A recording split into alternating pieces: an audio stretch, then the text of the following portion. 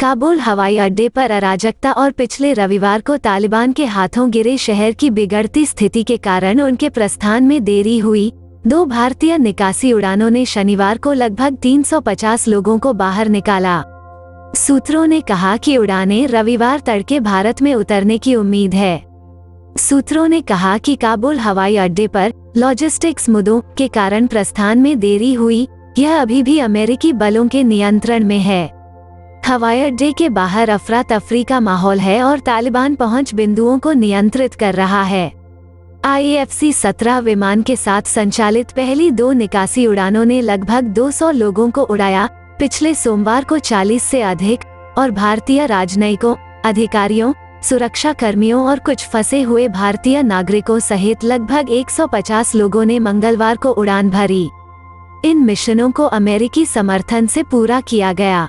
2 निकासी उड़ानों के बाद विदेश मंत्रालय ने कहा कि अब ध्यान काबुल से सभी भारतीय नागरिकों की सुरक्षित वापसी सुनिश्चित करने पर होगा।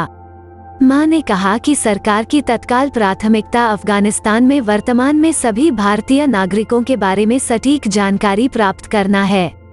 इसने भारतीयों और उनके नियोक्ताओं से विशेष अफगानिस्तान सेल के साथ विवरण साझा करने का भी अनुरोध किया है।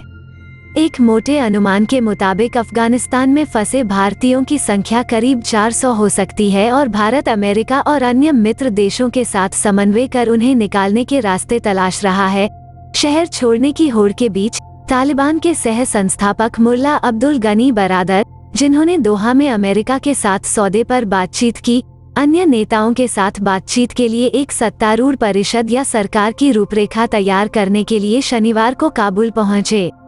काबुल में अब तक हुई वार्ता से परिचित अफगान अधिकारियों का कहना है कि तालिबान ने कहा है कि वे अपनी सरकार पर तब तक कोई घोषणा नहीं करेंगे जब तक कि अमेरिकी सैनिकों की वापसी की 31 अगस्त की समय सीमा समाप्त नहीं हो जाती।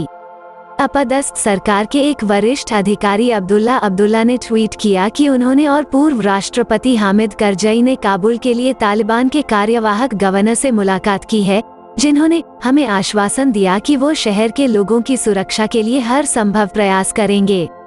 शनिवार को एक नई सुरक्षा चेतावनी में अमेरिकी दूतावास ने नागरिकों को अमेरिकी सरकार के प्रतिनिधि से व्यक्तिगत निर्देश के बिना काबुल हवाई अड्डे की यात्रा नहीं करने की सलाह दी। इसके द्वार के बाहर संभावित सुरक्षा खतरों का हवाला देते हुए निकासी उड़ानें जारी हैं। हालांकि हवाई अड्डे की अराजकता, तालिबान चौकियों और नौकरशाही चुनौतियों के कारण कुछ आउटगोइंग उड़ानें भरी हुई हैं। अमेरिकी विदेश मंत्री एंटनी ब्लिंकेन ने कहा कि अब तक 13 देश कम से कम अस्थायी रूप से जोखिम वाले अफगानों की मेजबानी करने के लिए सहमत हुए हैं। अन्य 12 लोगों ने निकासी के लिए पारगमन बिंदु के रूप में काम करने पर सहमति व्यक्त की है।